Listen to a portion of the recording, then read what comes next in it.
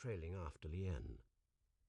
There was a suggestion of familiarity about him, his walk, but Lawrence could not see his face. The man took up a post at the side of the grave, watching silently as the servants dug. There were no flowers, nor the sort of long funerary procession Lawrence had before witnessed in the streets of Peking. Family tearing at their clothes, shaven-headed monks carrying censers and spreading clouds of incense. This curious nighttime affair might almost have been the scene of a pauper's burial, save for the gold-roofed imperial pavilions half hidden amongst the trees, and Lien standing over the proceedings like a milk-white ghost, vast and terrible. The servants did not unwrap the body before setting it in the ground, but then it had been more than a week since Yongxing's death. This seemed a strange arrangement for the burial of an imperial prince, even one who had conspired at murder and meant to usurp his brother's throne.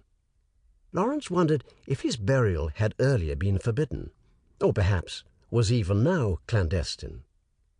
The small, shrouded body slipped out of view, a soft thump following.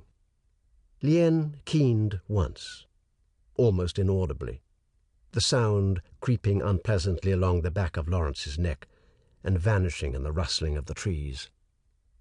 The servants had already begun to fill in the grave, scraping the heaped earth back into the hole in broad sweeps, work that went quickly. Soon the ground was patted level once again under their shovels, nothing to mark the grave site but the raw, denuded patch of ground and the low-hanging willow tree, its long, trailing branches sheltering the grave. Lien had huddled low to the ground, drawn in upon herself. At last, the men shouldered their spades and drifted away into the trees, leaving the white dragon as wide a berth as they could manage. The man in blue robes stepped to the graveside and made the sign of the cross over his chest. As he turned away, his face came full into the moonlight, and abruptly Lawrence knew him. Deguine, the French ambassador, and almost the most unlikely mourner imaginable. Yongxing's violent antipathy towards the influence of the West had known no favourites, nor made distinctions amongst French, British, and Portuguese, and Deguine would never have been admitted to the prince's confidence in life, nor his company tolerated by Lien. But there were the long aristocratic features, wholly French. His presence was at once unmistakable and unaccountable.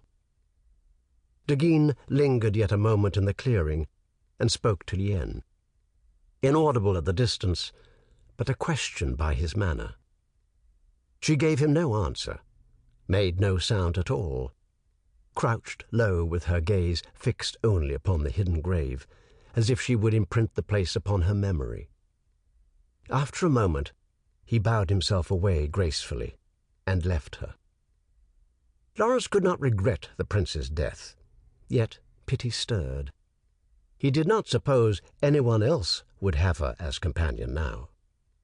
He stood watching her for a long time, leaning against the rail, until the moon travelled at last too low, and she was hidden from view. A fresh burst of laughter and applause came around the terrace corner. The music had wound to a close. Part 1. The hot wind blowing into Macau was sluggish and unrefreshing, only stirring up the rotting salt smell of the harbour, the fish corpses, and great knots of black-red seaweed, the effluvia of human and dragon wastes. Even so, the sailors were sitting crowded along the rails of the Allegiance for a breath of the moving air, leaning against one another to get a little room. Temeraire lay disconsolately upon the dragon deck, gazing towards the white haze of the open ocean, the aviators on duty lying half asleep in his great shadow. Lawrence himself had sacrificed dignity so far as to take off his coat, as he was sitting in the crook of Temeraire's foreleg, and so concealed from view.